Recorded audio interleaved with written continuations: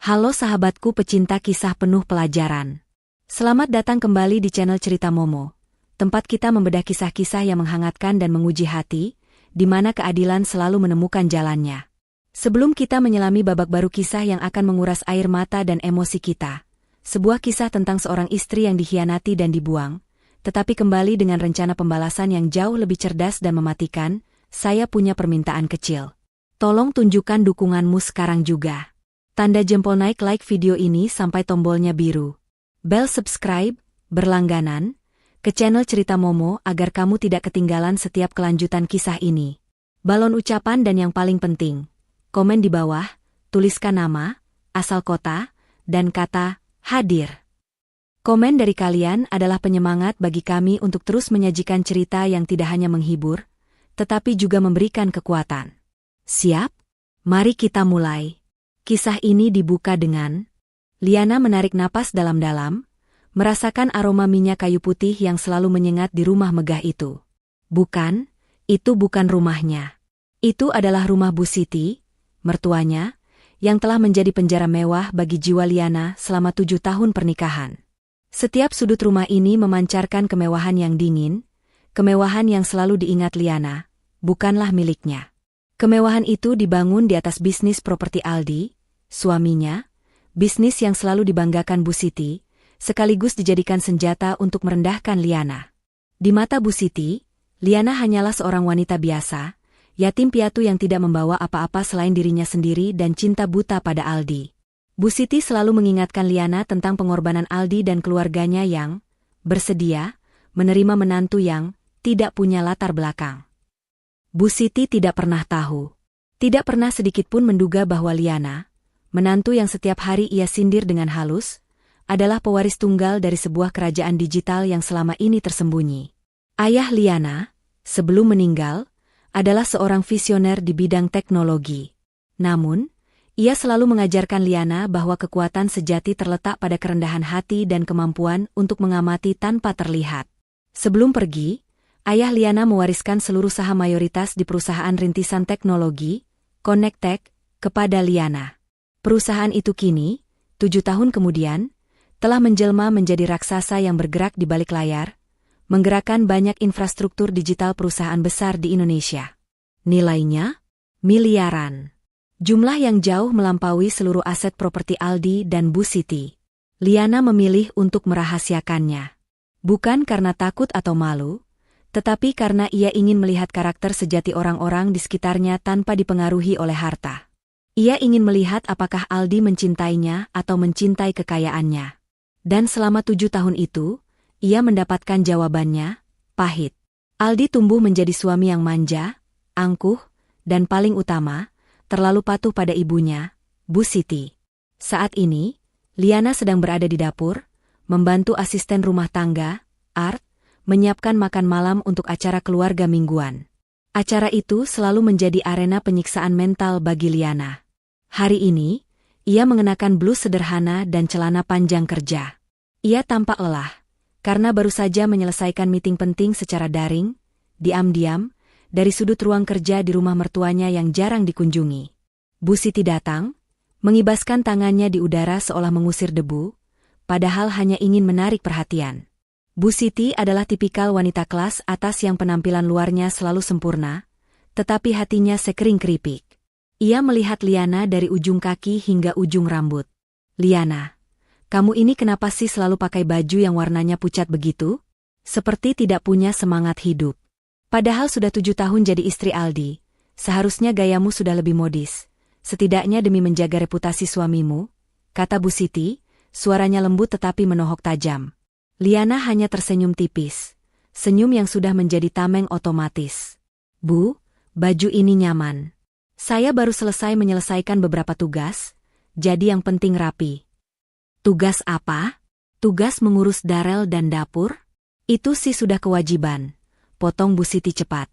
Dengar, Liana. Besok itu Bu Mira, teman sosialita ibu, mau berkunjung. Dia selalu memuji mantunya yang pengusaha, padahal ibu tahu mantunya itu cuma jualan online biasa. Ibu mau besok kamu jangan keluar kamar. Bilang saja kamu sedang sakit. Reputasi Aldi bisa jatuh kalau ibu bilang istrinya hanya ibu rumah tangga biasa yang tidak punya kontribusi apa-apa. Tambah Bu Siti, tanpa sedikit pun merasa bersalah. Liana merasakan hatinya mencelos, bukan karena sakit hati, tetapi karena jijik. Selama ini, kontribusi Liana lah yang secara tidak langsung menopang beberapa klien besar perusahaan Aldi, melalui jaringan rahasia, Connectech. Tetapi Bu Siti tidak akan pernah tahu. Liana memilih diam dan hanya mengangguk pelan. Ia tahu, semakin ia melawan, semakin banyak omong kosong yang akan keluar dari mulut mertuanya. Dan Darel, lanjut Bu Siti, anak itu semakin besar, semakin manja. Kamu terlalu memanjakannya. Ibu sudah bilang, biar Darel tidur di kamar ibu, biar ibu yang mendidiknya menjadi pria tangguh. Kamu hanya akan membuatnya menjadi cengeng, seperti dirimu. Darel, anak Liana dan Aldi yang berusia 7 tahun, adalah satu-satunya sumber cahaya di rumah itu. Darel adalah anak yang cerdas, polos, tetapi sayangnya, terlalu banyak mendengar bisikan-bisikan dari Bu Siti. Liana berusaha keras melindungi Darel dari mentalitas beracun keluarga suaminya, tetapi ia tahu, Bu Siti sangat terampil dalam memanipulasi. Sementara itu, Aldi, suami Liana, baru saja pulang. Ia masuk dengan wajah lelah, tetapi dengan setelan jas mahal yang selalu menempel di tubuhnya. Ia melihat Liana di dapur, tetapi matanya hanya fokus pada Bu Siti. Ibu, berkas properti yang di Cilanda itu kenapa jadi masalah lagi? Ban mulai cerewet, keluh Aldi sambil melepas dasinya. Ah, itu hanya masalah kecil. Kamu atasi saja. Mungkin Ban sedang mencari-cari alasan. Bukankah ayahmu dulu sering bilang, kalau Ban mulai rewel, kita beri sedikit pelicin. Jawab Bu Siti santai. Liana, yang pura-pura sibuk memotong sayuran, mendengarkan semua itu. Dia tahu betul masalah properti di Cilanda itu bukanlah masalah kecil. Liana mendapatkan laporan rahasia bahwa proyek Aldi itu bermasalah besar dan terancam bangkrut jika tidak segera mendapat suntikan dana atau klien baru. Dan ironisnya, salah satu perusahaan yang mampu menyelamatkan proyek itu adalah anak perusahaan dari Connectech. Aldi kemudian menoleh ke arah Liana. Bukan untuk bertanya kabar atau memeluknya, tetapi untuk mengeluh. Liana, kenapa kamu tidak pernah bisa membantu bisnisku seperti istri-istri pengusaha lain? Coba kamu lihat istri Hendra, dia sibuk mengurus butik atau jadi influencer. Kamu cuma mengurus rumah. Itu pun tidak sempurna di mata ibu. Apa gunanya pendidikanmu yang katanya tinggi itu? Liana menahan napas. Pendidikannya? Liana adalah lulusan terbaik di universitas terkemuka di luar negeri, berkat beasiswa penuh yang ia dapat. Gelar itu ia peroleh sambil diam-diam mengurus startup ayahnya dari jarak jauh. Tapi bagi Aldi, semua itu tidak ada artinya karena Liana memilih untuk tidak memamerkannya. Mas, kalau semua wanita harus jadi pengusaha, lalu siapa yang akan menjaga anak dan rumah? Balas Liana, berusaha lembut. Menjaga rumah? Semua orang bisa melakukannya. Ibu Siti bisa menyewa 10 art. Yang ibu mau itu kamu punya martabat. Martabat yang bisa dibanggakan, bukan hanya martabat ibu rumah tangga biasa. Sela Bu Siti lagi, tanpa ampun. Aldi hanya mengangguk setuju pada Bu Siti, mengabaikan Liana sepenuhnya. Dengar ibu, Liana. Ibu benar. Kamu harusnya melakukan sesuatu untuk dirimu sendiri dan martabatku. Liana menatap Aldi, suaminya. Pria yang ia cintai dengan tulus, kini telah berubah menjadi boneka yang hanya tahu mengikuti perkataan ibunya dan meremehkan istrinya sendiri. Liana menyadari, percintaannya selama ini hanyalah fata morgana. Sudah waktunya ia mengakhiri sandiwara ini. Malam itu, setelah Darel tidur, Liana menyelinap ke ruang kerjanya yang terkunci. Ia membuka laptop, dan sejenak, wajah ibu rumah tangga biasa, itu menghilang, digantikan oleh aura seorang CEO yang tajam dan berwibawa. Ia menghubungi Rian, pengacara sekaligus orang kepercayaannya. Rian adalah satu-satunya orang di luar sana yang tahu siapa Liana sebenarnya. Rian, saya rasa waktunya sudah tiba. Mereka tidak akan pernah berubah. Bisik Liana melalui sambungan telepon yang terenkripsi. Babak pertama dimulai. Liana, setelah 7 tahun kesabaran, tanya Rian. Ya. Besok, Saya akan memastikan bahwa mereka benar-benar yakin saya adalah wanita yang tidak berharga.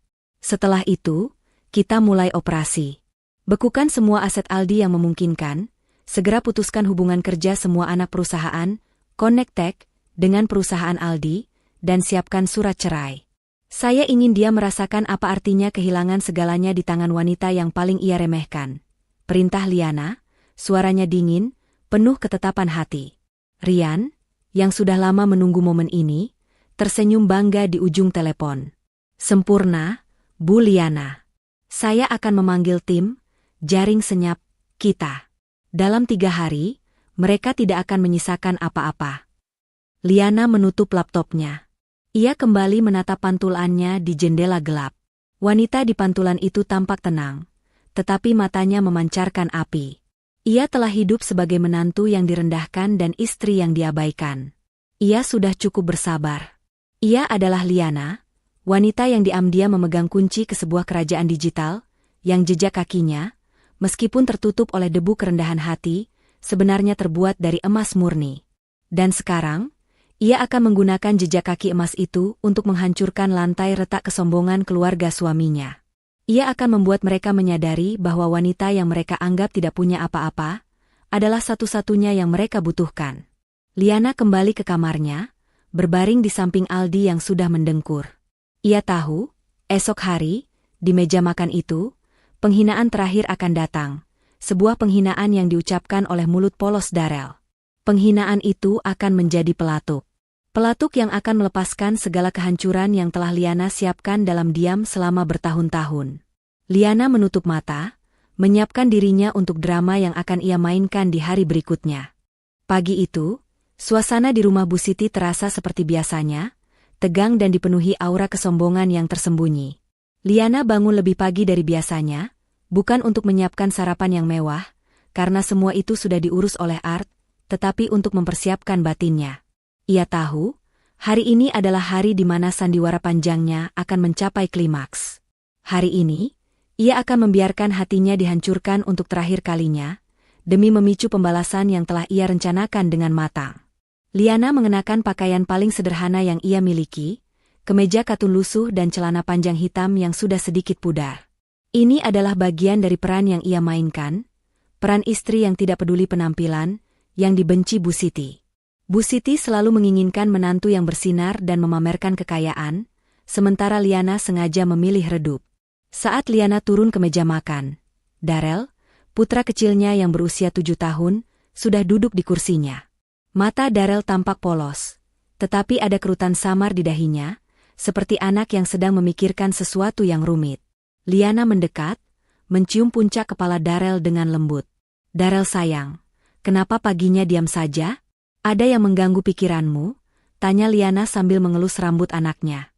Darrell mendongak, matanya yang besar menatap Liana lurus-lurus. Ia tidak menjawab. Ia hanya memeluk Liana sebentar, lalu kembali menatap piringnya. Kehangatan Darrell adalah satu-satunya benteng Liana di rumah ini. Tak lama, Bu Siti muncul, mengenakan daster sutra mahal yang hanya ia gunakan di rumah. Penampilannya selalu berlebihan, bahkan untuk sarapan pagi. Di belakangnya, muncul Aldi, suaminya, yang langsung duduk di ujung meja tanpa menyapa Liana. Aldi sibuk dengan ponselnya, mencoba menyelesaikan masalah properti Cilandak yang kini semakin mendesak. Masalah yang tak ia sadari, sebentar lagi akan menjadi malapetaka. Meja makan itu sunyi, hanya ada suara dentingan sendok dan garpu. Keheningan itu justru menyesakan, dipenuhi energi negatif yang dipancarkan Bu Siti. Bu Siti memandang Liana, lalu beralih ke Darrell. Darrell, ibu sudah bilang kan, cara pegang sendok itu tidak begitu. Jaga etika makannya. Kamu itu cucu orang terpandang, jangan sampai terlihat seperti anak-anak yang tidak terurus. Kata Bu Siti, kalimatnya menggantung di udara, sengaja ditujukan pada Liana. Aldi ikut menimpali tanpa mengalihkan pandangan dari ponselnya. Benar kata ibu, Liana. Kamu ini mendidik anak seperti apa? Anak seusia Darrell seharusnya sudah lebih disiplin. Jangan hanya bisa memanjakannya. Liana menelan ludah. Hatinya sudah kebal, tetapi mendengar Aldi meragukan cara mendidiknya, pria yang bahkan tidak pernah meluangkan waktu 15 menit sehari untuk Darrell, Sungguh menyakitkan.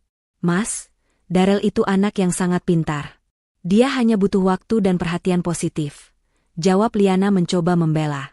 Bu Siti tertawa, tawa sinis yang selalu ia pamerkan saat merendahkan Liana. Tawa itu seperti pecahan kaca yang menusuk. Perhatian positif?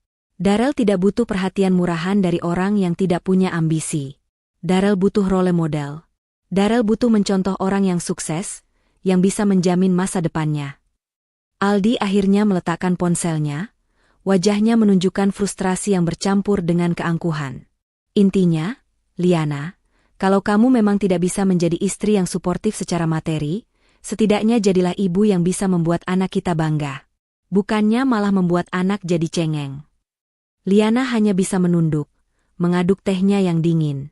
Ini adalah penghinaan yang ia butuhkan. Penghinaan yang memvalidasi keputusan besarnya tadi malam. Tiba-tiba, di tengah ketegangan itu, Darel meletakkan sendoknya dengan suara keras. Darel menatap Bu Siti, lalu menatap Liana. Matanya berkaca-kaca.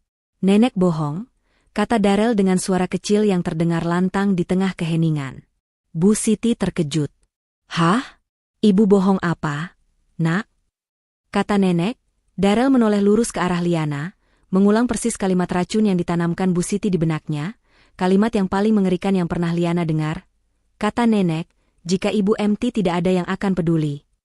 Meja makan itu seketika hening total. Waktu terasa berhenti. Liana merasa jantungnya dihantam palu godam. Kata-kata itu, diucapkan oleh mulut polos anaknya sendiri, bukan lagi sekadar sindiran, melainkan vonis kematian harga diri. Itu adalah bukti seberapa dalam Bu Siti telah meracuni pikiran cucunya sendiri untuk melukai Liana. Awalnya, Bu Siti tampak kaget, wajahnya pucat. Tetapi sepersekian detik kemudian, ia mengubah ekspresinya. Ia tertawa. Tawa sinis yang tadi ia pamerkan kini semakin keras dan bergaung di ruang makan. Dengar kata itu semua tertawa. Aldi ikut tertawa kecil, tawa canggung yang dipaksakan. Ia mencoba memandang Liana, tetapi ia segera mengalihkan pandangan kembali ke piringnya, takut menghadapi tatapan mata Liana. Bagi Aldi, kalimat itu mungkin terdengar seperti gurauan kejam Bu Siti, tetapi ia tidak melihat betapa kalimat itu telah mengoyak hati istrinya. Anak ini, Bu, kata Aldi pada Bu Siti, mencoba meredakan suasana, ada-ada saja yang ia dengar. Itu namanya didikan, Di. Darel hanya mengulang kebenaran. Kalau ada orang yang tidak punya kontribusi, ya memang siapa yang peduli? Anak kecil saja tahu mana yang penting dan mana yang tidak. Balas Bu Siti, nadanya kembali sombong, puas melihat Liana hanya diam mematung. Darel, melihat ibunya diam dan mendengar nenek serta ayahnya tertawa, mulai menangis kecil. Ia tidak mengerti mengapa kalimat yang ia anggap lucu karena diucapkan nenek, kini membuat hatinya sakit melihat ibunya membeku. Liana mendongak. Ia menarik napas sedalam-dalamnya. Tawa itu, wajah puas Bu Siti, dan pengkhianatan diam-diam Aldi, adalah dorongan terakhir yang ia butuhkan. Rasa sakit itu kini berubah menjadi baja. Liana bangkit, kursinya berderit ditarik ke belakang. Langkahnya tenang. Ia tidak menatap Bu Siti atau Aldi. Matanya hanya fokus pada Darel. Ia berjalan ke arah Darel, meraih tangan kecil itu dengan kelembutan yang kontras dengan badai di dalam dirinya. Aku langsung membawa anakku pergi dari tempat itu. Darel, kita pergi sekarang, bisik Liana, suaranya mantap. Pergi kemana, Liana? Sarapanmu belum habis, ujar Bu Siti, tawa sinisnya hilang digantikan oleh nada menantang. Aldi menatap Liana dengan tatapan tidak percaya. Liana, apa-apaan ini? Jangan berlebihan. Hanya ucapan anak kecil. Liana tidak menjawab Aldi. Ia menarik Darel yang kebingungan menuju pintu. Di ambang pintu ruang makan, Liana berhenti dan menoleh, memberikan tatapan dingin yang belum pernah ia berikan kepada suaminya. Tatapan itu adalah janji kehancuran. Mulai hari ini, Mas, Bu, kalian akan tahu persis siapa Liana, dan seberapa besar kerugian yang akan kalian tanggung jika saya benar-benar tidak ada, kata Liana. Suaranya pelan tetapi penuh ancaman terselubung. Bu Siti tertawa lagi, kali ini mencoba menutupi kegugupannya yang samar. Kerugian? Memangnya kamu punya apa? Kaki emas? Dasar menantu halu. Liana tidak menanggapi. Ia membawa Darrell keluar dari rumah mewah itu. Darrell masih menangis, khawatir melihat kemarahan yang terpendam di wajah ibunya. Liana memeluk Darrell di mobil, membiarkan Art yang kebingungan mengemudikan mereka menjauh dari rumah itu. Ibu, maafkan Darrell. Darrell tidak bermaksud menyakiti ibu. Nenek yang bilang itu lucu. Isak Darrell. Tidak apa-apa, nak. Itu bukan salahmu. Itu adalah kata-kata terakhir yang ibu butuhkan untuk bangun, jawab Liana. Mobil itu melaju ke jalanan kota yang ramai, meninggalkan rumah mewah Bu Siti. Aldi dan Bu Siti di rumah itu hanya menduga Liana akan pergi ke rumah temannya selama beberapa hari untuk merajuk. Mereka yakin Liana akan kembali, karena Liana tidak punya tempat lain. Mereka tidak tahu betapa besarnya kesalahan perhitungan mereka. Tujuan Liana bukanlah rumah teman. Tujuannya adalah sebuah apartemen penthouse yang selama ini ia beli dan rahasiakan, sebuah ruang kerja rahasia yang menjadi pusat kendali kekayaan miliaran dolar. Lalu kulakukan ini. Setibanya di apartemen itu, Liana menenangkan Darrell. Setelah memastikan Darrell tertidur pulas karena kelelahan, Liana membuka laptopnya. Wajahnya berubah total. Tidak ada lagi ekspresi istri yang pasrah, yang ada hanyalah CEO yang tajam. Liana langsung menghubungi Rian, pengacaranya, melalui panggilan video terenkripsi. Rian, pelatuknya sudah ditarik. Babak kedua dimulai. Saya ingin Anda mengaktifkan jaring senyap sekarang, perintah Liana. Semua sudah siap, Bu Liana. Tim sedang menunggu, jawab Rian tegas. Baik. Perintah pertama. Batalkan semua perjanjian pinjaman properti Cilandak yang sudah disetujui, dan pastikan Ban mulai mengejar Aldi atas jaminan yang sudah dibekukan. Saya ingin Aldi merasakan tekanan finansial yang sesungguhnya mulai besok pagi. Perintah kedua, tarik semua server dan infrastruktur digital perusahaan Aldi dari Connect dan anak-anak perusahaannya. Lakukan secara bertahap, mulai pukul 2 pagi. Buat bisnisnya lumpuh tanpa tahu kenapa. Siap. Perintah ketiga, Bu, tanya Rian. Perintah ketiga, siapkan surat cerai. Saya ingin dia menandatanganinya di tengah kehancuran totalnya. Beri dia waktu 3 hari. 3 hari untuk merasakan kehancuran sebelum akhirnya saya muncul secara resmi, kata Liana, matanya berkilat dingin. Liana menutup panggilan itu. Ia berdiri di jendela apartemennya yang menghadap ke kota yang sebagian besar infrastruktur digitalnya ditopang oleh perusahaannya. Di saat yang sama, Bu Siti dan Aldi sedang asyik membahas betapa mudahnya mereka mengusir Liana dari rumah. Lihat kan, dia merajuk sebentar, nanti juga kembali. Dia tidak punya uang, tidak punya koneksi. Dia hanya ibu rumah tangga biasa, kata Bu Siti, menyesap tehnya dengan santai. Benar, Bu. Biarkan saja dia menenangkan diri. Dia tidak akan bertahan di luar. Wanita seperti dia butuh kemewahan yang kita berikan, jawab Aldi, merasa lega karena masalah Liana dianggap selesai. Mereka tidak tahu bahwa di malam itu, saat mereka tertawa dan meremehkan, Liana sedang menarik tuas. Tuas yang akan memutus aliran oksigen bisnis mereka, yang akan membuat rumah megah mereka terasa seperti kuburan. Mereka tidak tahu bahwa wanita yang mereka anggap tidak punya apa-apa, adalah pemilik tunggal dari jejak kaki emas yang kini akan mereka saksikan menghancurkan lantai retak kesombongan mereka. Darrell terbangun. Ia menemukan dirinya berada di kamar yang asing, tetapi nyaman.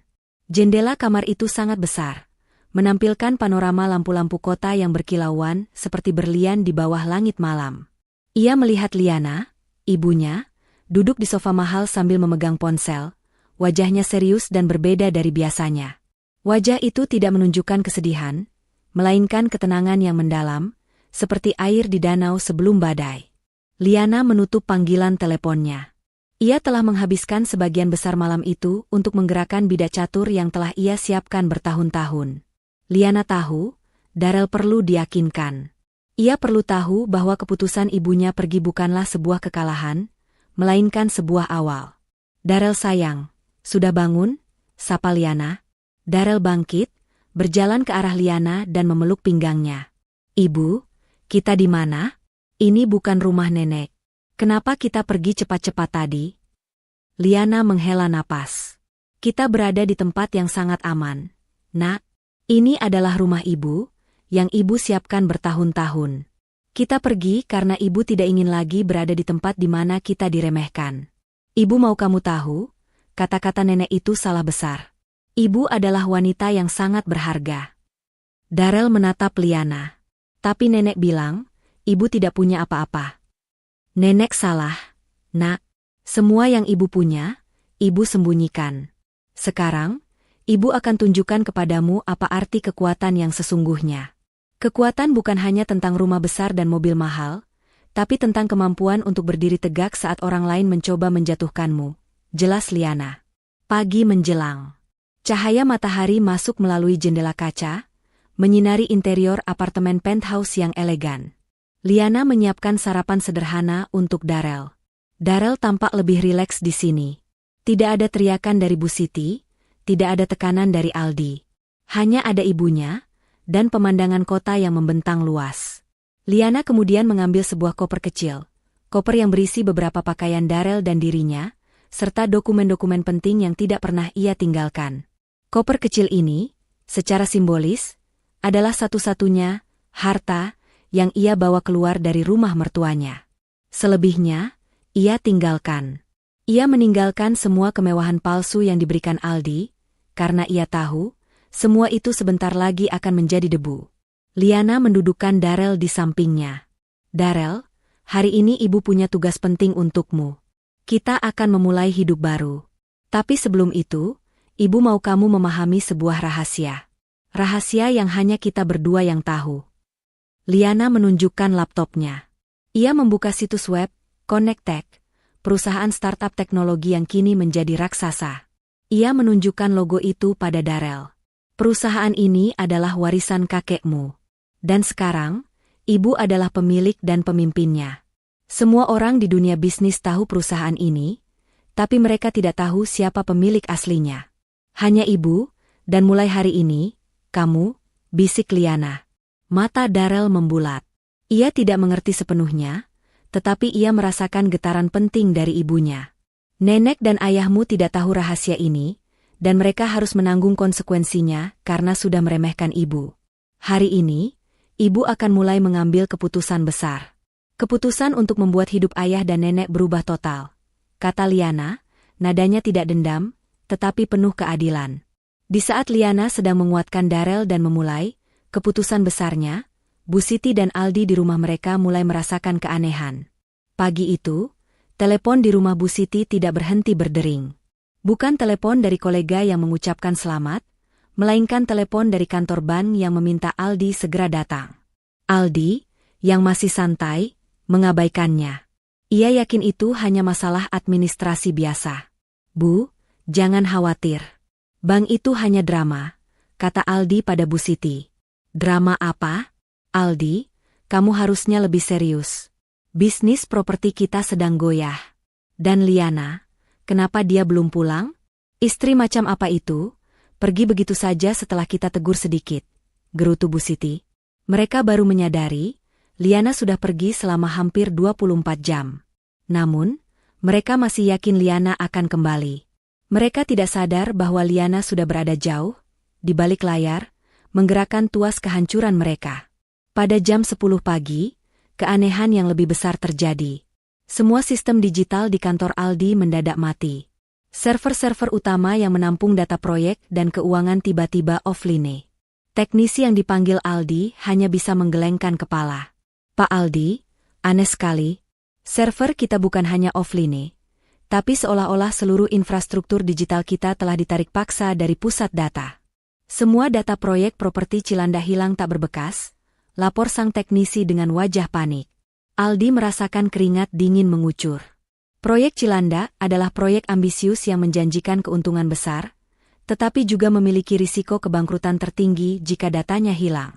Maksudmu, ditarik dari pusat data? Siapa yang berani melakukan ini? Bentak Aldi. Server kita terhubung dengan provider utama, Pak. Perusahaan, Connect Tech. Hanya mereka yang bisa melakukan blokade total seperti ini. Mungkin ada masalah dengan pembayaran kontrak, Pak, jawab teknisi itu, mencoba memberi alasan logis. Aldi mendengus. Pembayaran kontrak? Connectech. Itu perusahaan kecil. Aku yakin mereka yang butuh kita.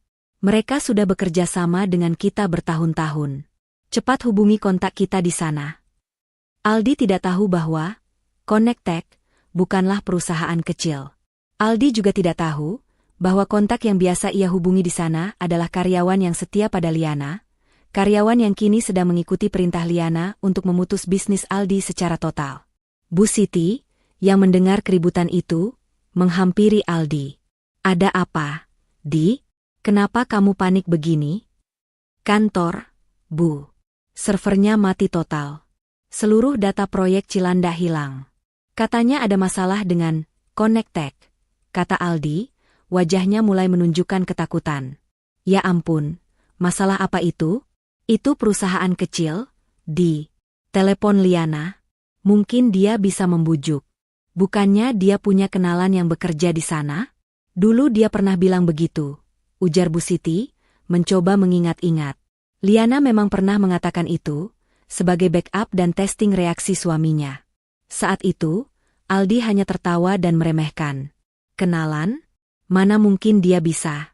Dia itu hanya punya kenalan rendahan, Bu. Tapi kita coba saja, jawab Aldi putus asa. Aldi menelepon Liana, tetapi panggilannya tidak dijawab. Ia mencoba berulang kali, tetapi hasilnya sama. Liana sengaja membiarkan mereka panik, membiarkan mereka merasakan sedikit demi sedikit kehilangan kendali. Di sisi lain kota, di apartemennya, Liana tersenyum tipis.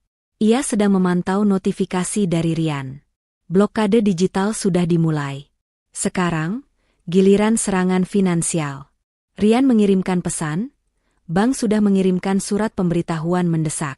Batas waktu pelunasan properti Cilandak dipercepat menjadi 48 jam. Jaminan yang dibekukan sudah diakui. Proyek Cilandak akan dilelang. Liana menghela napas. Keputusan besar ini bukanlah keputusan yang mudah, karena ini adalah kehancuran finansial suami dan mertuanya. Tetapi ini adalah harga yang harus mereka bayar atas 7 tahun penghinaan dan kata-kata racun yang mereka tanamkan di benak Darel. Liana kemudian melanjutkan keputusan besarnya. Ia membuka email yang ia kirimkan ke seluruh Board of Director, Connectech. Isinya singkat, pemberitahuan untuk seluruh board bahwa Liana, sebagai pemegang saham mayoritas dan pewaris utama, akan secara resmi mengambil alih kendali penuh dan tampil di depan publik dalam waktu 2 hari. Ia juga melampirkan draft pengumuman pers yang akan dirilis secara global. Ini adalah keputusan besar yang paling penting. Darel, batin Liana, sambil menatap putranya yang kini sedang asyik bermain dengan mainan baru di lantai penthouse. Liana memutuskan bahwa ia tidak hanya akan menghancurkan mereka secara finansial, tetapi juga secara sosial. Ia akan menggunakan kekuasaannya untuk mengubah narasi. Ia akan membuktikan kepada seluruh dunia bahwa wanita yang diremehkan karena tidak punya apa-apa adalah wanita yang bisa membeli dan menjual semua yang pernah dimiliki oleh keluarga suaminya. Liana mengambil koper kecilnya, koper yang berisi surat-surat warisan dan dokumen startup itu. Koper itu, kecil dan sederhana, kini terasa berat, dipenuhi dengan kekuatan dan janji pembalasan yang akan segera terwujud. Ia tidak akan kembali ke rumah itu. Ia akan membuat mereka datang padanya. Malam itu, Bu Siti dan Aldi menghabiskan malam dengan panik. Aldi berlari ke kantor bank, tetapi semua koneksinya mendadak tertutup. Semua orang yang biasanya tunduk padanya, kini menjaga jarak. Mereka ketakutan. Aldi tidak tahu bahwa semua orang di lingkungan bisnisnya sudah menerima kabar angin tentang Connectech yang mendadak menuntut ganti rugi besar dari perusahaannya. Aldi pulang dengan wajah babak belur, bukan karena dipukuli, melainkan karena frustrasi dan kebingungan. Ia tidak mengerti mengapa sebuah perusahaan teknologi kecil bisa mengguncang kerajaan properti ayahnya. Aldi, coba telepon lagi Liana. Dia pasti tahu sesuatu. Wanita itu pasti menyembunyikan sesuatu. Tidak mungkin kita dihancurkan oleh perusahaan rintisan, teriak Bu Siti, air matanya mulai tumpah. Aldi mencoba lagi, tetapi panggilannya tetap tidak dijawab. Bu Siti dan Aldi, 2 orang yang sombong dan kejam, kini mulai merasakan dinginnya kehancuran. Mereka berdua sama-sama merasakan satu hal. Liana, istri dan menantu yang mereka remehkan, adalah satu-satunya harapan mereka. Di penthouse megah itu, Liana memandang keluar jendela, membiarkan cahaya bulan menyinari koper kecil di sampingnya. Ia telah membuat keputusan besar. Keputusan untuk melindungi Darrell, dan untuk menunjukkan kepada dunia, bahwa jejak kaki emas tidak akan pernah bersatu dengan lantai retak selamanya. Waktu berjalan cepat di markas rahasia Liana. 2 hari telah berlalu sejak Darrell mengucapkan kalimat pedih itu di meja makan. 2 hari di mana Liana mengubah posisinya dari istri yang tertekan menjadi seorang jenderal perang bisnis. Operasi yang ia namakan, Jaring Senyap, kini sepenuhnya aktif. Di apartemen penthouse itu, Liana dikelilingi oleh layar-layar monitor besar.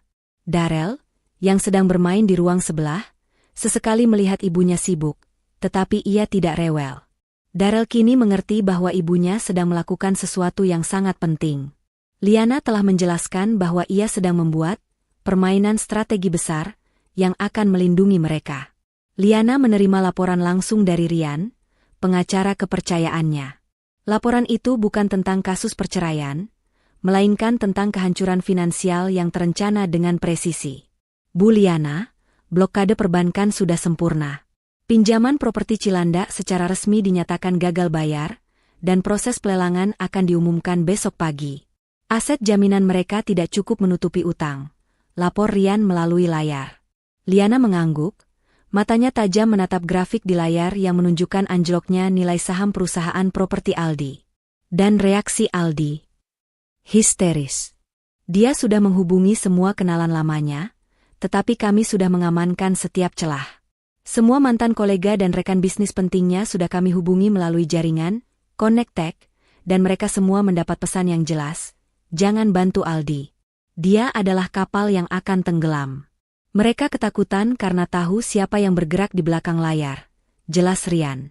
Liana tersenyum tipis, senyum yang tidak memancarkan kebahagiaan, melainkan kepuasan akan keadilan yang akan ditegakkan. Bagus. Pastikan dia tidak punya jalan keluar. Biarkan dia terpojok. Dia dan Bu Siti harus menyadari bahwa selama ini mereka hidup dalam ilusi kekayaan, dan ilusi itu kini sudah ditarik kembali. Perintah Liana selanjutnya jauh lebih rumit, melibatkan jaringan startup teknologi yang selama ini berada di bawah naungan Connect. Liana mulai menarik semua kemitraan dan kontrak dari perusahaan-perusahaan yang terhubung dengan lingkaran bisnis Aldi. Liana memastikan bahwa bukan hanya bisnis utama Aldi yang lumpuh, tetapi seluruh ekosistem bisnis yang menopangnya juga ikut terhenti. Salah satu target utama adalah kontrak suplai bahan bangunan dari perusahaan ipar Aldi, adik Bu Siti. Perusahaan ipar itu selama ini menjadi pemasok utama dengan harga di atas rata-rata, karena ada kesepakatan rahasia di bawah meja dengan Aldi. Ryan, segera switch kontrak suplai bahan bangunan ke perusahaan yang berafiliasi dengan kita. Kirimkan surat pemberitahuan pemutusan kontrak kepada ipar Aldi, atas alasan efisiensi dan dugaan markup harga. Buatlah tampak seperti keputusan bisnis yang murni, bukan pembalasan dendam, perintah Liana. Siap, Bu Liana. Tim sedang memprosesnya. Kabar ini akan menyebar cepat dan membuat Bu Siti semakin panik. Mereka akan tahu, ini bukan hanya masalah uang, tapi masalah kekuasaan yang diambil alih, kata Ryan. Sementara itu, di rumah mewah yang kini terasa seperti neraka bagi Aldi dan Bu Siti, kepanikan mencapai puncaknya. Aldi duduk di sofa mahal, rambutnya acak-acakan. Wajahnya yang biasa angkuh kini dipenuhi ketakutan dan keringat dingin. Ia baru saja menerima telepon dari iparnya yang histeris, menanyakan mengapa kontrak suplai mereka diputus tiba-tiba. Dia bilang, ini semua karena perusahaan teknologi sialan itu. Connect. Dia bilang, ada yang menjatuhkan kita. Ada yang tahu semua rahasia kita. Bu, teriak Aldi kepada Bu Siti. Bu Siti, yang tadinya masih mencoba bersikap tenang, kini terlihat benar-benar hancur. Wajahnya yang biasa dihiasi riasan tebal kini tampak kusam. Ia tidak bisa tidur selama 2 malam terakhir. Ia telah menelepon Liana berkali-kali, mengirimkan pesan yang awalnya berisi ancaman, kemudian berubah menjadi bujukan, dan terakhir, permohonan. Semuanya nihil. Liana. Ini semua pasti ulah Liana. Wanita sialan itu. Dia pasti punya kenalan yang dengki. Dia pasti membocorkan rahasia kita. tuduh Bu Siti, berpegangan pada alasan yang paling mudah ia terima, yaitu dendam personal. Aldi menggeleng. Bukan, Bu. Ini bukan dendam biasa. Ini serangan terorganisir, Bu. Rian, pengacara kita, tiba-tiba memblokir semua panggilan saya. Klien-klien besar kita yang harusnya setuju pinjaman mendadak mundur. Ini seperti ada jaring yang dilemparkan, Bu. Jaring yang besar dan senyap. Mereka tidak tahu bahwa jaring senyap itu dilemparkan oleh wanita yang mereka anggap tidak punya apa-apa selain kemeja katun lusuh. Bu Siti kemudian teringat kalimat terakhir Liana saat ia membawa Darel pergi dari meja makan. Mulai hari ini, Mas, Bu, kalian akan tahu persis siapa Liana, dan seberapa besar kerugian yang akan kalian tanggung jika saya benar-benar tidak ada. Cari Liana, Di. Kamu harus mencari Liana. Minta maaf padanya. Janjikan apapun. Kita butuh dia kembali. Dia adalah satu-satunya yang bisa kita salahkan kalau semua ini hancur. Perintah Bu Siti dengan mata liar. Aldi mencoba mencari tahu keberadaan Liana melalui Art, tetapi Art di rumah itu juga kebingungan.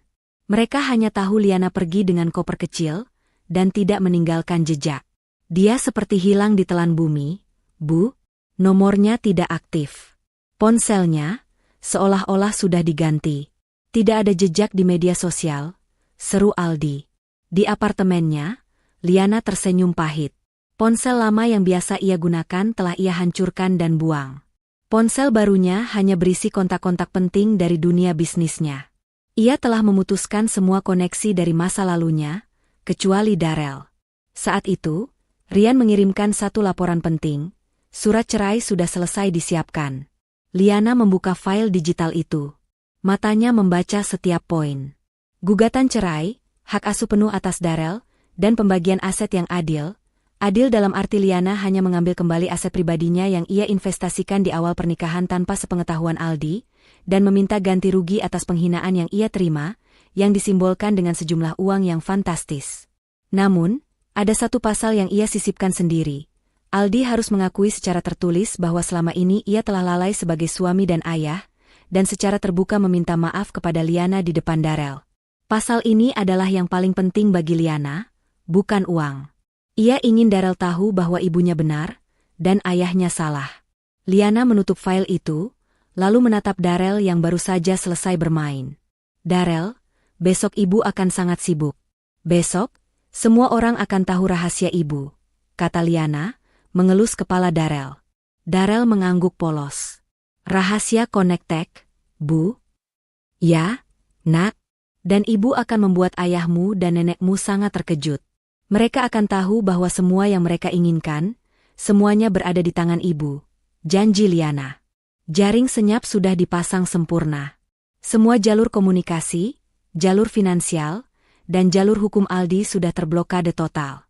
Besok, surat resmi bank akan datang.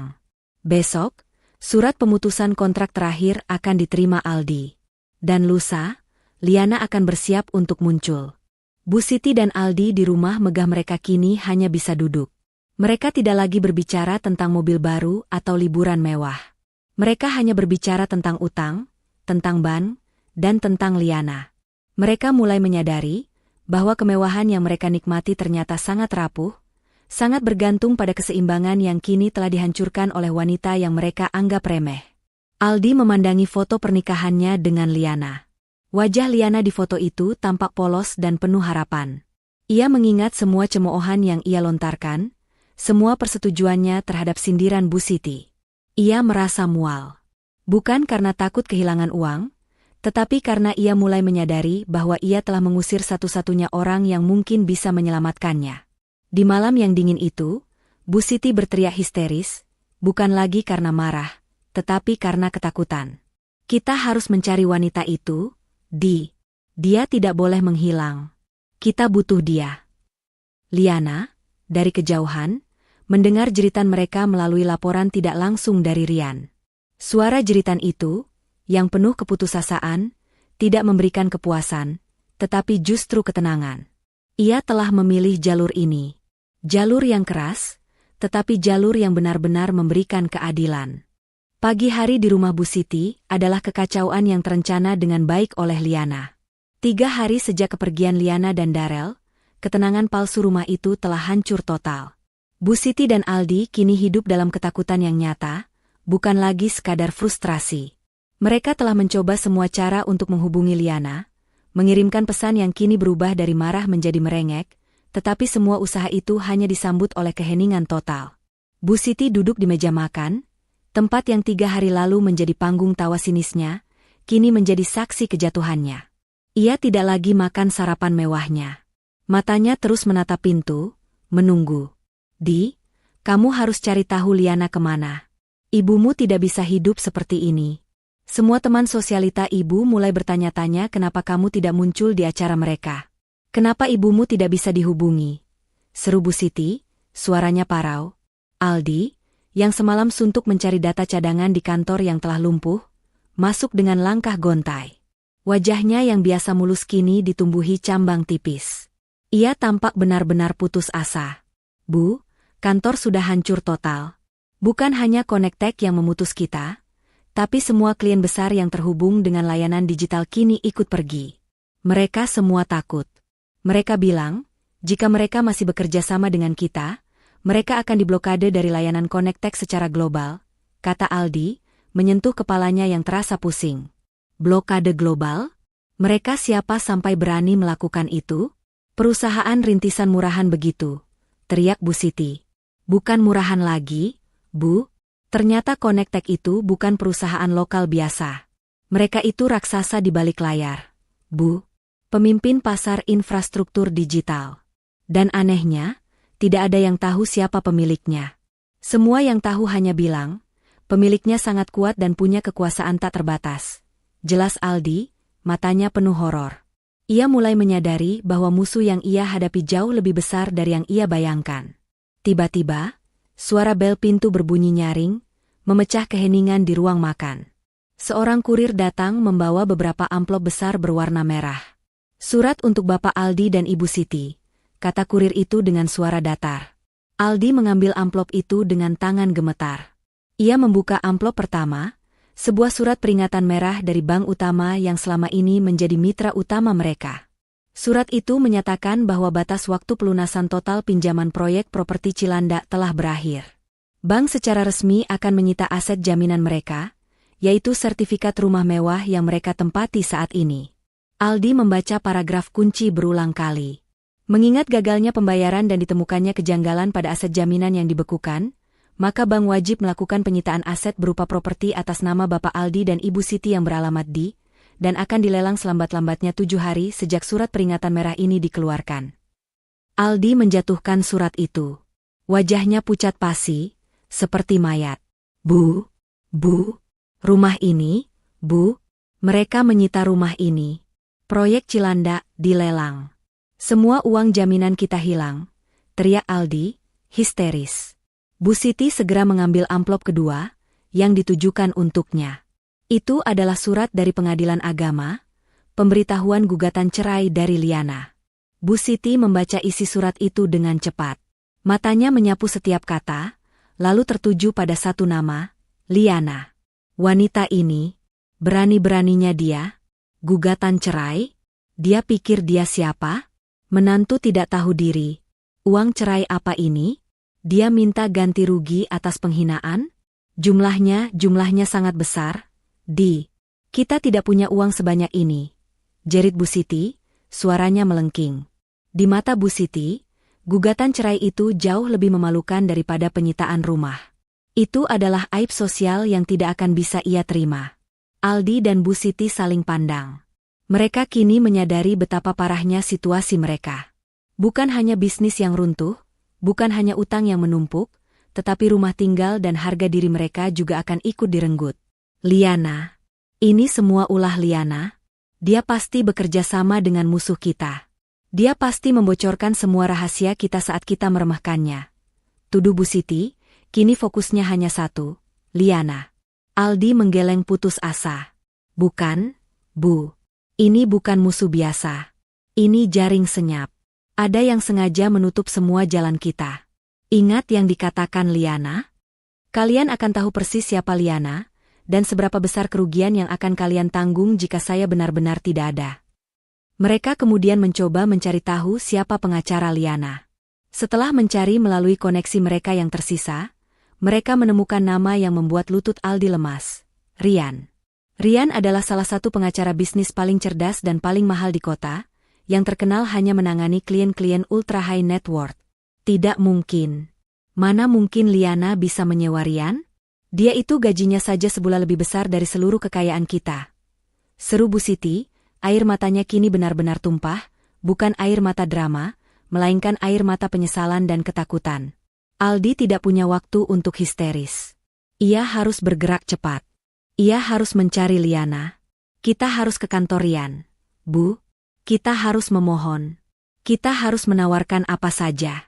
Kita harus memohon ampun pada Liana, kata Aldi, mengenakan jaketnya dengan tergesa-gesa. Tapi rumah ini, Ibu tidak mau dilelang. Ibu akan menjadi bahan tertawaan semua orang. Isak Bu Siti, mencengkeram lengan Aldi. Kita tidak punya pilihan. Bu, kalau Liana tidak mau membatalkan gugatan cerai dan menarik gugatan dari bank, kita akan berakhir di jalanan. Bentak Aldi, untuk pertama kalinya ia membentak Bu Siti karena panik. Aldi dan Bu Siti segera meluncur ke kantor Rian.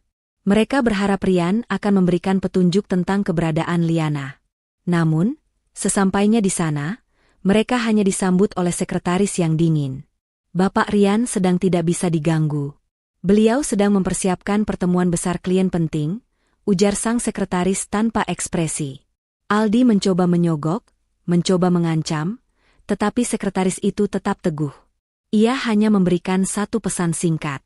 Bapak Rian berpesan, jika Anda ingin bertemu dengan Nyonya Liana, datanglah ke acara soft launching, Connect Tech, besok malam di Hotel Bintang 5. Nyonya Liana mungkin ada di sana. Sebagai tamu kehormatan, kata sekretaris itu, sambil tersenyum misterius. Aldi dan Bu Siti saling pandang.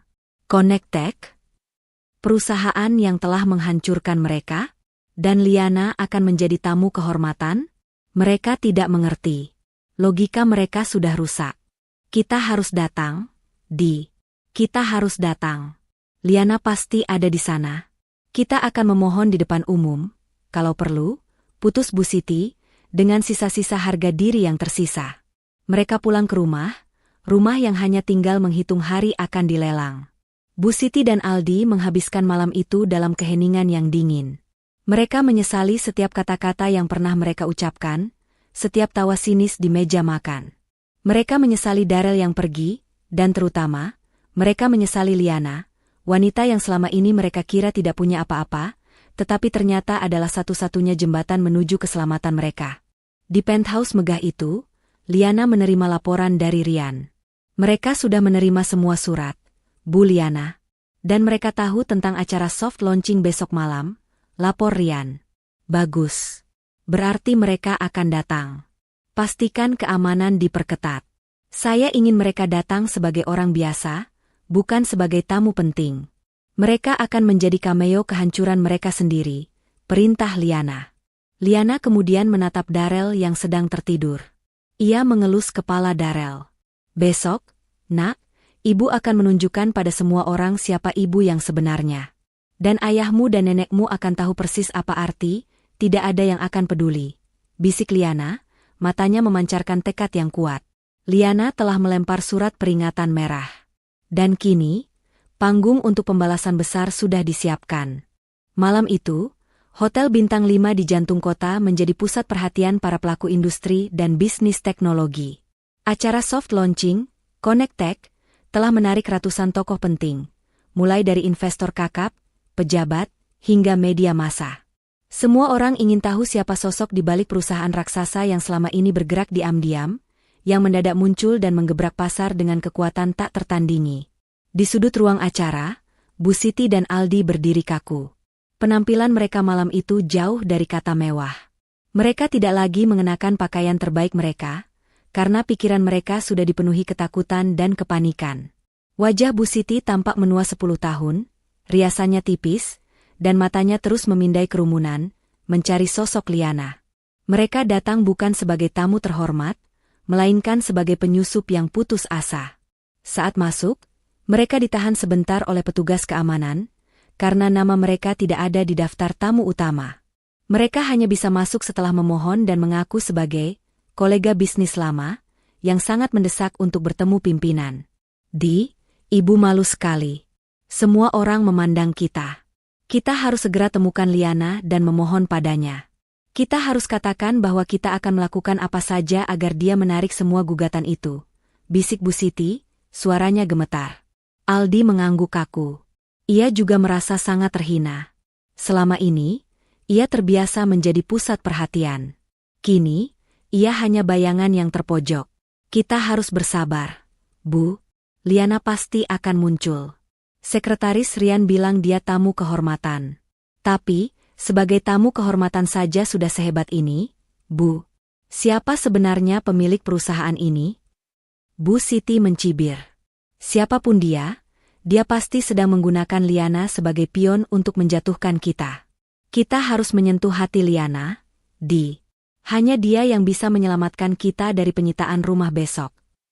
Saat keduanya sedang berbicara, sorotan lampu mendadak terarah ke panggung utama. Seorang pria paruh baya yang elegan, yang dikenal sebagai CEO operasional, Connectech, berdiri di mimbar. Keheningan segera menyelimuti ruangan. Selamat malam hadirin sekalian, kata sang CEO, suaranya lantang. Malam ini bukan hanya tentang peluncuran produk baru kami. Malam ini adalah momen bersejarah, di mana kami akan mengumumkan kepada dunia, siapa sosok visioner yang selama ini berada di balik kesuksesan dan pertumbuhan eksponensial, Connectech. Aldi dan Bu Siti saling menyenggol. Jantung mereka berdebar kencang. Mereka berharap orang ini adalah kunci untuk menemukan Liana. Sosok ini adalah seorang wanita, lanjut CEO itu, seorang wanita yang memiliki keberanian, visi, dan kerendahan hati yang luar biasa. Selama bertahun-tahun, ia memilih untuk berada di balik bayangan, membiarkan dunia meremehkannya, sembari ia membangun kerajaan ini dari warisan mendiang ayahnya. Warisan ayah? Bisik Bu Siti, keningnya berkerut. Liana? Ayahnya hanya guru biasa, Dia telah melalui masa-masa sulit, masa-masa di mana ia diremehkan dan direndahkan oleh orang-orang terdekatnya, bahkan keluarganya sendiri. CEO itu melanjutkan, nadanya kini terdengar emosional dan penuh penghormatan. Tetapi, ia menggunakan rasa sakit itu sebagai bahan bakar untuk membuktikan bahwa harga diri sejati tidak dinilai dari penampilan luar, tetapi dari kekuatan yang tersembunyi. Mendengar kata-kata, diremehkan, dan direndahkan oleh keluarganya sendiri, Aldi dan Bu Siti merasakan kengerian yang menusuk. Deskripsi itu terlalu cocok dengan cerita Liana. CEO itu kemudian mengulurkan tangan ke belakang panggung. Hadirin sekalian, dengan bangga, saya perkenalkan, pemilik sejati, pendiri, dan pengendali utama dari Connectech, Nyonya Liana. Sorotan lampu terpusat pada pintu samping panggung. Jantung Aldi dan Bu Siti serasa berhenti. Mereka menahan napas, mata mereka terpaku. Mengungkap sang pemilik sejati. Sosok Liana muncul. Ia tidak mengenakan kemeja katun lusuh. Liana melangkah dengan gaun malam yang elegan, sederhana tetapi memancarkan aura mahal yang tak terbantahkan.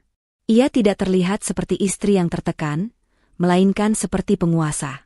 Wajahnya tenang, matanya memancarkan kecerdasan dan kekuatan yang belum pernah dilihat Aldi seumur hidupnya. Liana melangkah maju. Seluruh ruangan bergemuruh dengan tepuk tangan meriah. Para investor besar membungkuk hormat. Fotografer media masa berebut mengambil gambarnya. Di momen itu, Liana tidak hanya diakui sebagai CEO, tetapi sebagai ratu bisnis. Aldi dan Bu Siti, yang berdiri di sudut ruangan, seketika membeku. Mereka tidak bisa bernapas. Mereka tidak bisa bergerak. Mereka menyaksikan wanita yang mereka hina karena tidak punya apa-apa, kini berdiri di panggung yang paling dihormati, sebagai pemilik mutlak dari perusahaan yang baru saja menghancurkan seluruh kekayaan mereka. Liana? Bisik Aldi, suaranya tercekat. Ia mulai menyadari bahwa selama ini, ia telah hidup bersama seorang raksasa yang memilih untuk tidur. Tidak mungkin. Ini tipuan. Liana tidak mungkin punya warisan seperti ini. Ayahnya hanya guru. Dia pasti hanya model bayaran. Bu Siti mencoba mencari alasan, tetapi suaranya pecah, penuh keputusasaan. Liana berjalan ke mimbar, menerima sambutan meriah. Ia mengambil mikrofon. Senyum tipis, tetapi matanya memindai ruangan. Ia tahu persis di mana Aldi dan Bu Siti berdiri. "Terima kasih atas sambutan hangatnya," kata Liana, suaranya merdu, tetapi terdengar dingin. "Selama ini, saya memilih untuk tidak muncul. Saya memilih untuk menguji, apakah nilai seorang wanita diukur dari label harga di bajunya, atau dari besarnya saldo di rekeningnya. Dan yang lebih penting, saya menguji hati orang-orang terdekat saya." Liana berhenti sejenak, tatapannya terarah langsung ke sudut tempat Aldi dan Bu Siti berdiri. "Saya ingin berterima kasih kepada mereka yang meremehkan saya. Berkat kalian, saya punya alasan kuat untuk berhenti menyembunyikan diri. Berkat kalian, saya punya dorongan untuk berdiri di sini malam ini dan mengklaim apa yang memang menjadi hak saya," lanjut Liana, setiap kata-katanya terasa seperti cambukan bagi Aldi dan Bu Siti. Mereka berdua menundukkan kepala. Mereka tidak lagi berani menatap Liana. Di mata seluruh hadirin, Liana adalah pahlawan yang menginspirasi. Di mata mereka, Liana adalah malaikat maut. Liana kemudian mulai berbicara tentang visi perusahaannya, tentang rencana bisnis global, dan tentang bagaimana Connect Tech akan merombak seluruh pasar digital dalam waktu dekat. Semua yang ia ucapkan adalah kata-kata besar, kata-kata yang tidak mungkin diucapkan oleh ibu rumah tangga biasa. Setiap kalimatnya menegaskan otoritas, kekuasaan, dan kekayaan yang tak terbayangkan. Bu Siti akhirnya ambruk di kursi kosong terdekat. Ia tidak sanggup lagi berdiri. Seluruh harga dirinya, keangkuhannya, kini hancur berkeping-keping. Ia menyadari, Liana bukanlah menantu yang miskin. Liana adalah seorang ratu yang memilih berpakaian seperti pelayan, dan ia, Bu Siti, telah memperlakukannya seperti sampah. Aldi, yang kini berdiri sendirian, merasakan tatapan semua orang. Ia tahu, kabar tentang kehancuran finansialnya sudah menyebar. Ia adalah suami dari wanita terkaya dan paling berkuasa di ruangan itu, tetapi ia adalah pria yang paling terhina dan paling miskin. Di tengah pidatonya, Liana menyebutkan satu poin yang membuat hati Aldi dan Bu Siti semakin mencelos. "Untuk menjaga integritas dan moral perusahaan kami, Connect Tech berkomitmen untuk memutus semua kerjasama dengan entitas bisnis yang terbukti melakukan praktik tidak etis, termasuk penyalahgunaan dana dan penipuan kredit. Kami baru saja mengambil langkah tegas untuk memutuskan kontrak dengan sebuah perusahaan properti yang telah menunggak pembayaran dan memanipulasi aset jaminan. Kami memastikan bahwa perusahaan tersebut akan segera menghadapi konsekuensi hukum dan finansial total," kata Liana, nadanya tenang, tetapi pesannya mematikan. Seluruh ruangan mengangguk setuju dan bertepuk tangan atas integritas Connect Tech. Aldi tahu, Liana sedang berbicara tentang perusahaannya. Liana tidak hanya menghancurkan bisnisnya, tetapi juga merusak reputasinya di mata seluruh pebisnis penting. Liana mengakhiri pidatonya dengan senyum penuh arti. Ia melangkah turun dari panggung, dan langsung dikerumuni oleh para investor dan media. Aldi dan Bu Siti tahu, ini adalah satu-satunya kesempatan mereka. Mereka harus mendekat. Mereka harus memohon. Dengan sisa-sisa tenaga, mereka menerobos kerumunan. Mereka mendorong orang-orang penting yang berdiri di jalan mereka, hingga akhirnya mereka berhasil mencapai Liana. "Liana," panggil Aldi, suaranya memelas. Liana menoleh. Matanya dingin, seolah menatap dua orang asing yang tidak penting. "Maaf, saya rasa saya tidak mengenal Anda. Ada perlu apa Anda mengganggu acara saya?" tanya Liana, suaranya didengar oleh beberapa orang penting di sekitarnya. Aldi langsung berlutut. "Liana, aku mohon, aku suamimu. Jangan lakukan ini pada kami. Maafkan aku. Kami butuh kamu." Aldi berlutut di lantai marmer ruang pesta, tangannya memegang kaki Liana. Bu Siti berdiri di sampingnya, air mata dan rasa malu membasahi wajahnya. Kerumunan orang penting yang melihat adegan itu mulai berbisik, memotret, dan merekam. Aldi dan Bu Siti telah menjadi tontonan utama di acara soft launching Connect Tech. "Liana, aku mohon, aku suamimu. Jangan hancurkan aku. Kita masih bisa bicara. Semua utang itu, semua gugatan itu, tolong tarik kembali. Aku akan berubah. Aku janji," rintih Aldi, tanpa mempedulikan tatapan menghakimi dari semua orang. Bu Siti ikut menjatuhkan diri, merangkul kaki Liana. Liana, nak, ibu mohon. Rumah itu satu-satunya yang kami punya. Ibu janji tidak akan meremehkanmu lagi. Ibu akan anggap kamu anak ibu sendiri. Tolong, jangan biarkan ibu dilelang. Liana menatap kedua orang itu dengan tatapan kosong. Ia menarik kakinya perlahan dari cengkeraman mereka. Keheningan yang tercipta di sekeliling mereka terasa mematikan. Liana tidak berbicara kepada Aldi atau Bu Siti.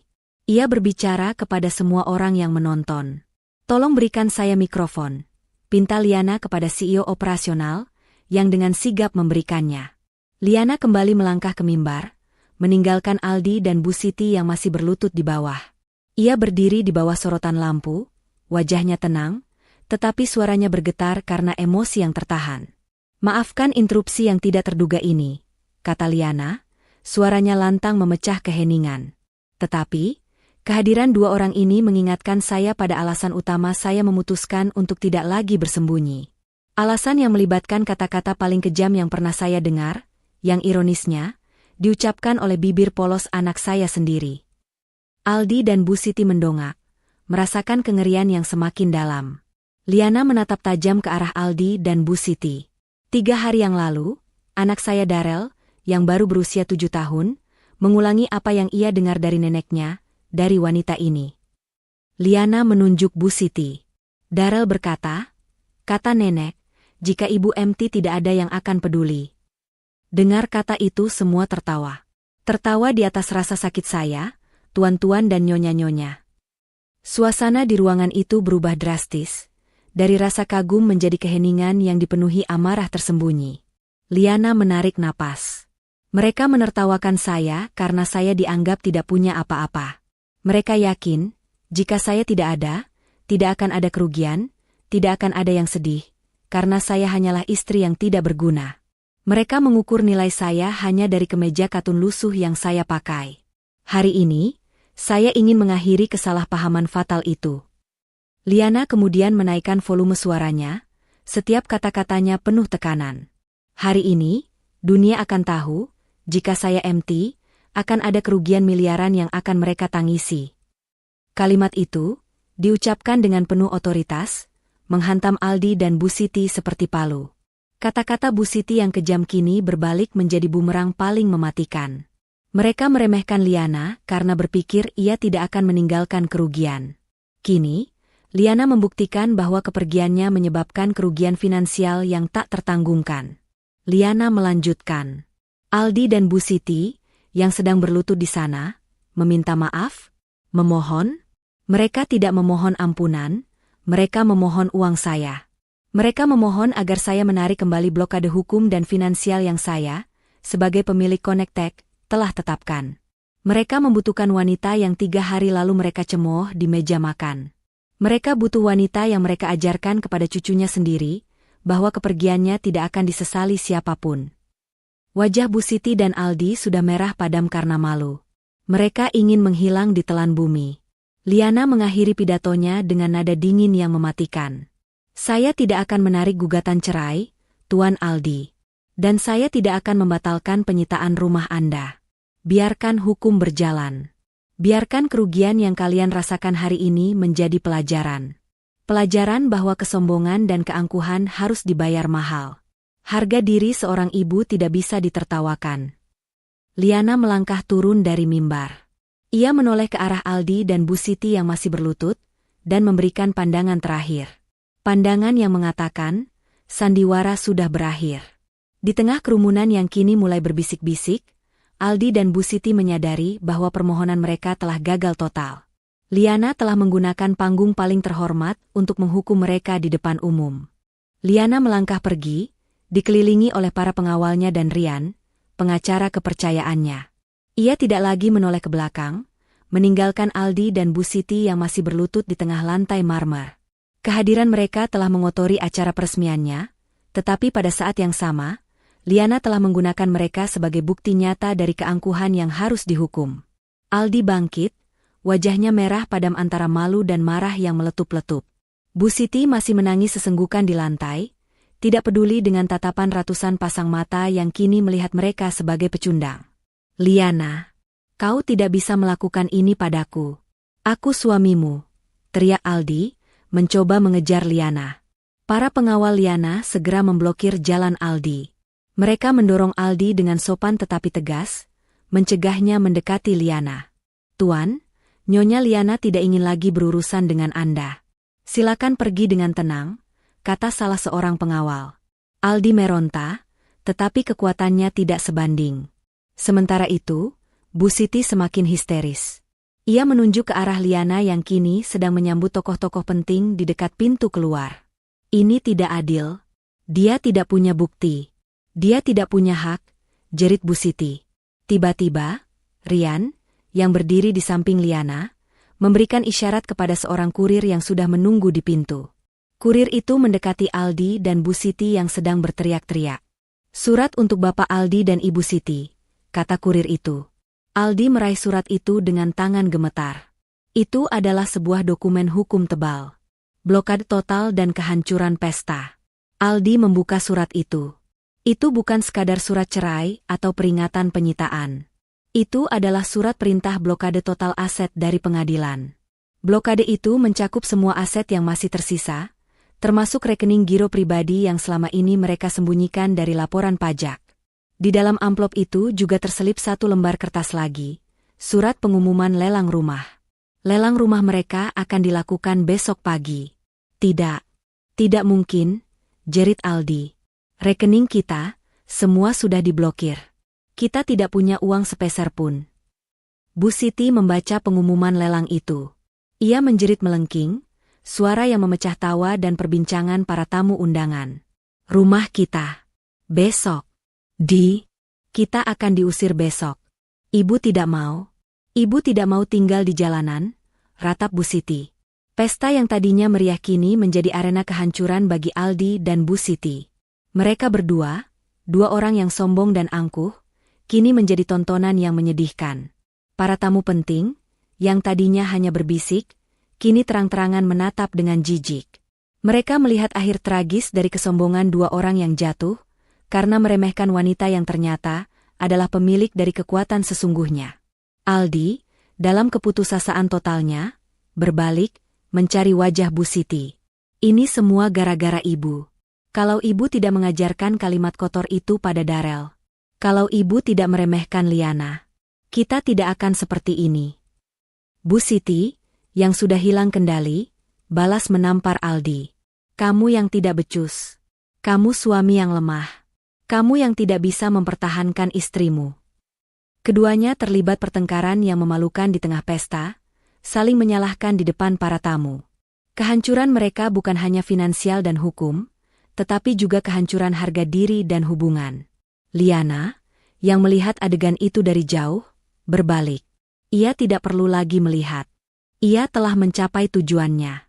Aldi dan Bu Siti telah dihukum secara publik, kehilangan segalanya, dan yang paling penting, mereka telah mengakui kesalahan mereka secara implisit melalui kepanikan dan histeria mereka. Rian mendekati Liana. Semua sudah selesai, Bu Liana. Pesta sudah hancur. Mereka sudah menerima semua surat. Apa yang harus kita lakukan sekarang? Liana menghela napas panjang, nafas yang membebaskan dirinya dari beban sandiwara selama 7 tahun. Kita pulang, Rian. Saya ingin bertemu Darel. Biarkan mereka menikmati akhir dari kehancuran yang mereka ciptakan sendiri. Mereka telah menjadi bagian yang tak terlupakan dari soft launching, Connectech, kata Liana, lalu ia melangkah keluar, meninggalkan keramaian dan kekacauan. Di dalam, di tengah kehancuran pesta, Aldi dan Bu Siti didorong keluar oleh keamanan. Mereka berdua berjalan gontai, keluar dari hotel mewah itu, kembali ke rumah mereka yang hanya tinggal menghitung jam akan disita. Dini hari, jam 4 pagi, matahari belum terbit tetapi nasib buruk sudah datang menjemput Bu Siti dan Aldi. Tim penyitaan dari bank datang ke rumah mewah itu. Mereka datang dengan perintah resmi, didampingi oleh petugas keamanan dan pengacara. Aldi dan Bu Siti, yang menghabiskan malam dengan tidur di sofa ruang tamu, karena kamar mereka sudah dikunci dan disegel, terbangun oleh suara ketukan keras di pintu. Wajah mereka berdua terlihat menyedihkan, penuh dengan sisa-sisa air mata dan penyesalan. Kami dari bank dan pengadilan. Berdasarkan surat perintah lelang, Kami minta Bapak Aldi dan Ibu Siti segera meninggalkan properti ini. Semua harta bergerak sudah diblokir dan akan disita, kata seorang petugas dengan suara dingin. Bu Siti menjerit lagi. Ia mencoba melawan, memohon, dan mengancam, tetapi semua usahanya sia-sia. Pintu rumah mewah itu terbuka lebar, dan barang-barang mewah di dalamnya mulai dikeluarkan satu persatu. Bu Siti dan Aldi hanya bisa melihat, tanpa daya. Kemewahan yang mereka banggakan kini menjadi koleksi sitaan bank. Aldi, apa yang harus kita lakukan? Kita mau kemana? Ratap Bu Siti, mencengkeram tangan putranya. Kita sudah tidak punya siapa-siapa, Bu. Semua koneksi sudah terputus. Kita tidak punya uang tunai sepeser pun, jawab Aldi, suaranya lemah, tanpa energi untuk melawan. Di tengah kekacauan itu, Aldi dan Bu Siti mencoba menghubungi Liana sekali lagi, melalui ponsel lama Aldi yang belum disita. Panggilan itu masuk, dan kali ini, Liana menjawab. Liana, tolong, kami diusir dari rumah. Semua disita. Aku mohon, Liana, aku bersumpah aku akan berubah. Aku hanya butuh uang sedikit untuk menyewa tempat tinggal. Demi Darel, pinta Aldi, menangis terseduh-seduh di telepon. Suara Liana terdengar sangat tenang, kontras dengan kepanikan Aldi. Demi Darel? Darel sudah bahagia di sini, Mas. Dia tidak butuh drama atau sandiwara. Dia hanya butuh ibu yang bahagia. Aku mohon, Liana, setidaknya, Bu Siti, dia ibu MU. Dia ibu mertuamu. Jangan biarkan dia di jalanan. Kali ini Bu Siti yang berteriak. Ibu, 3 hari yang lalu, Ibu mengajarkan Darel bahwa jika saya MT, tidak ada yang akan peduli, jawab Liana. Suaranya tidak keras, tetapi menusuk langsung ke jantung Bu Siti. Saya tidak MT, Bu. Saya hanya pergi. Dan sekarang, Ibu dan Aldi harus menerima konsekuensi dari kata-kata itu.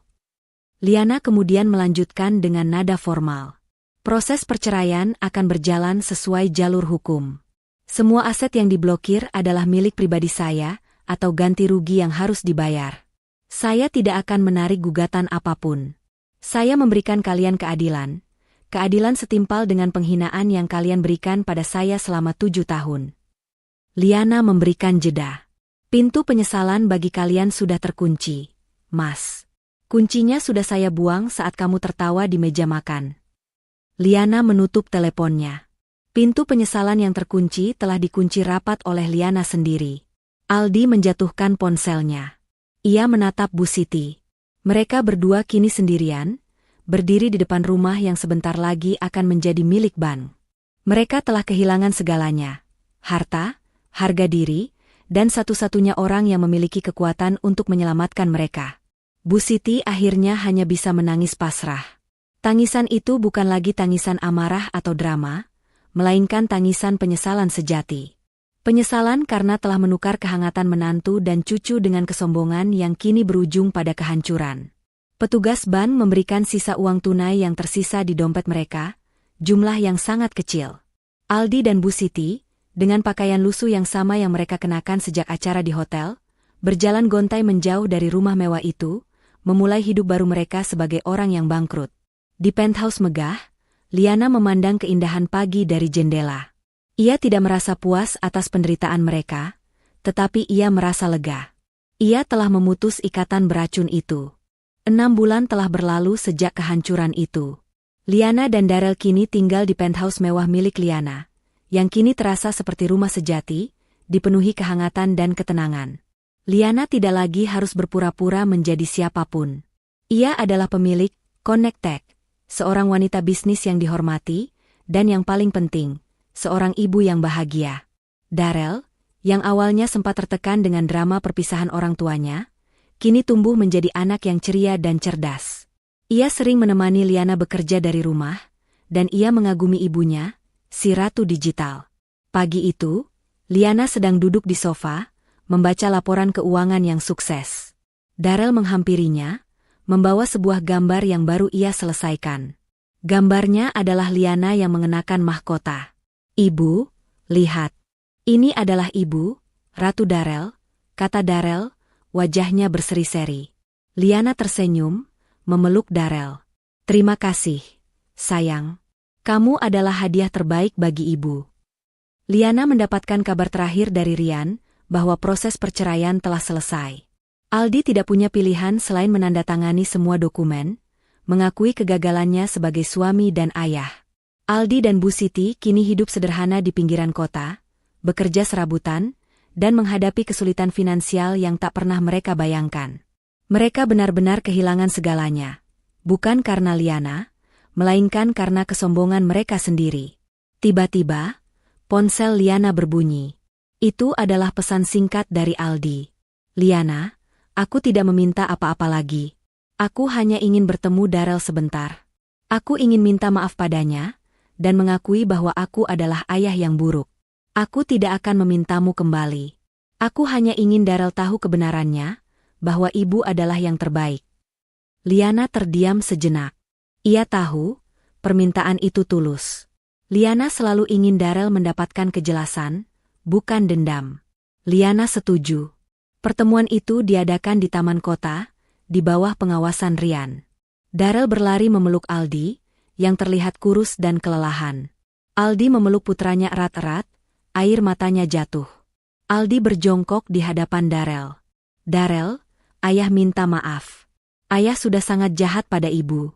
Kalimat yang nenek katakan itu salah. Nak, ibu adalah wanita yang paling berharga.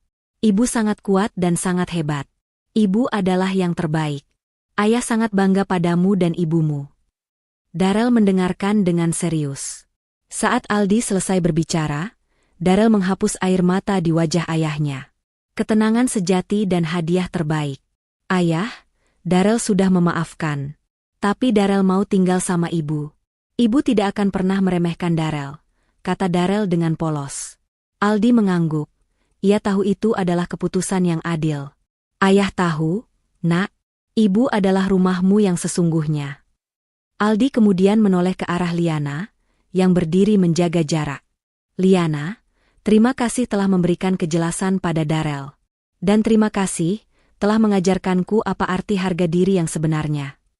Liana hanya mengangguk tipis. Tidak ada amarah, tidak ada kemenangan, hanya ketenangan. Ia telah memaafkan, tetapi pintu untuk kembali telah tertutup selamanya. Ia telah mendapatkan hadiah terbaiknya, Darel yang kini tahu kebenaran, dan hatinya yang telah bebas. Liana dan Darel meninggalkan taman itu. Di dalam mobil, Darel memeluk Liana. Ibu, kalau ibu MT, Darel akan sangat sedih. Ibu segalanya buat Darel. Bisik Darel, mengulangi kalimatnya, tetapi dengan makna yang benar-benar berbeda. Liana tersenyum, air mata haru jatuh di pipinya. Ia memeluk erat hadiah terbaiknya.